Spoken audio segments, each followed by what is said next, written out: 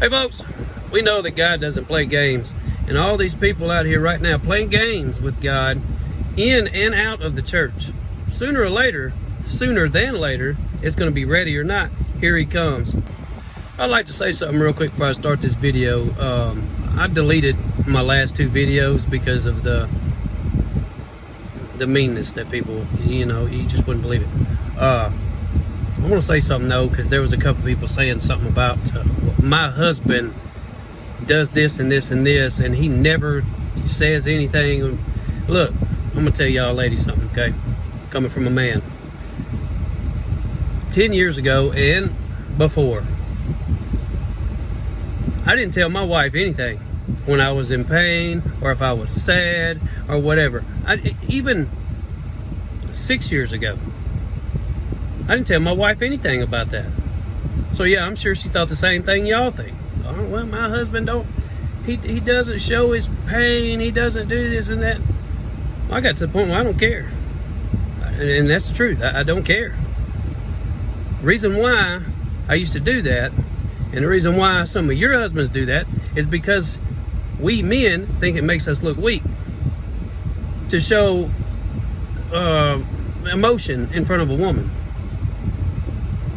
That's because a lot of, growing up, a lot of people beat it in a man's head that they have to be, tougher than nails. They have to be this or that, or they're a wuss, or, that's just what it is. So, again, I got it where I don't care anymore. I told my wife everything now. If something hurts on me, I'm gonna tell her. And, she likes that. She respects that. I was scared at first because I thought she was going to think I was weak, but she didn't.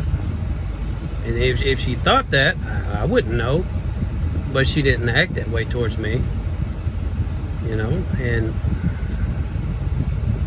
I like that better. That I communicate with my wife. That I don't know. Well, I just want to tell y'all the other day, at this new house, I was over there. Somebody had made a burn pile over there, and they burned all kinds of metal and wires, and y'all wouldn't believe the stuff that was in there. So I was cleaning all that out, taking stuff to the dump. These people really trashed the place up, in the yard, and cleaning up. I started scooping the dirt out and all this stuff, and I started seeing pennies coming out everywhere. I was like, why would someone burn money? I mean, I'd understand in tribulation, but right now it's still spendable. So I got to looking, and it was wheat pennies. Every single one of them, wheat pennies. Over 500 of them. I'm sure there's still more. I haven't scooped it all out over there yet. But I put it all in a jar. Now they're so charred that you could tell they're wheat pennies by looking on the back, but over half of them, you can no longer see the dates on them. They're charred so bad, bright red. Of course, when copper burns, it turns different, and there's no way, there's no coming back for it. But I took it as symbolic, because in that moment, I was talking to the Lord, and asking him things like, am I going crazy? Like, all these dreams that I've had of this place, the United States being absolutely, utterly destroyed, wiped out, gone forever, burned. And I've came to YouTube and told these dreams. Am I, was I can't explain it. And that's when I started finding these pennies. But it gets better. As I was digging these pennies up, I don't know how this happened, but like I misscooped with my hand, and I hit something, and I started pulling it up. It was a chain, and I started pulling it up, and on the end of the chain was, one second, I gotta find it. Okay, got it. So at the end of this chain was a cross. Now the cross was charred black, okay, like soot. And I said, surely that's not real gold. Surely that's not real gold. So I took my fingernail and I scratched down it. It was gold. And I was like, why would someone burn jewelry? And then I started thinking, charred money, no coming back. You can't fix that. I'm gonna show y'all that in a second. You can't fix that. No amounts of vinegar or toothpaste or whatever can fix those pennies.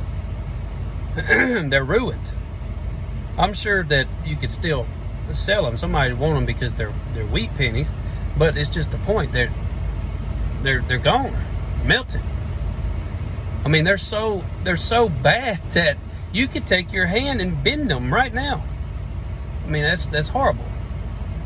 But I took this cross home and I shined it up. That chain was gone. You couldn't save that. I think the chain was fake. But this cross shined up, and on the side of it, sure enough, I've never heard of 12 karat gold, but it says that on there. And this cross is so beautiful. Like, it's got little patterns. It's beautiful. It really is. It looks like wood. But y'all see the symbolism here? Or am I going crazy? I mean, I see it clear as day. Now I put all these wheat pennies in a jar here. And you can see they're charred. Well, there's one right there that's not a wheat penny. There may be a couple in there that's not. But over 99% of these, I looked on the back of them, and they're wheat pennies. But the ones that are not in there, I'll just put it like this. All of these are copper. They're 1982 and before. There may be a couple of 1982s in here, but the rest, like I said, are wheat pennies. It's absolutely insane that I was asking the Lord these questions, and there's American money burnt. I'm telling y'all, again, I don't know a date. But Jesus is coming so very soon. And everybody wants to seem to play games and think everything's a big joke. Ha ha. It's you know, don't catch these people off guard. My wife told me earlier that she had a dream last night also that we got completely moved out of this house into the new house. And the people that were going to buy the house that we're in now from our landlord backed out. And she said in the dream, our old landlord tried to screw us over. And the way she put it sounded more of a warning than just being a dream. Because these people that supposedly are buying this house, they have not been in this house, they have not looked at it, they haven't sent anybody over to look at it. And every inspector that's been in this house has said it's better to tear it down and start over than to try to fix everything, because everything's bad. I mean, the breaker box is on the floor in the bathroom. For starters, every single plug outlet in that house is bad. I mean, it's a wreck. Floors are caving in, the roof is caving in. But I told her, I said, well, that means we're just going to have to, all in one day, as soon as we get, you know, the funds to do this, we're going to have to go in one day and get everything and just go. No turning back. No leaving anything for a next day or two. And just go. But y'all, please keep looking up. And love thy neighbor as thyself. It's not hard to do. Love one another. Truly. Not this fake pansy stuff that most of these people in these church buildings do. That's fake. Don't do that. Be real about it. Love people. Because people, human beings, you and I, are made in the image of God. Can't stress enough that Jesus is coming so soon, y'all. I mean, like this stuff I just showed y'all a second ago. You can't make this up. That's highly symbolic.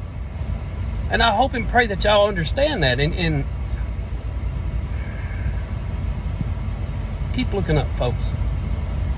And as always, if anybody feels led to do anything, any kind of help for me and my family to get out of this dump and into the new one, I'll put everything in the description. And Again, I apologize if it sounds like I've been complaining in my last 2 videos that I deleted.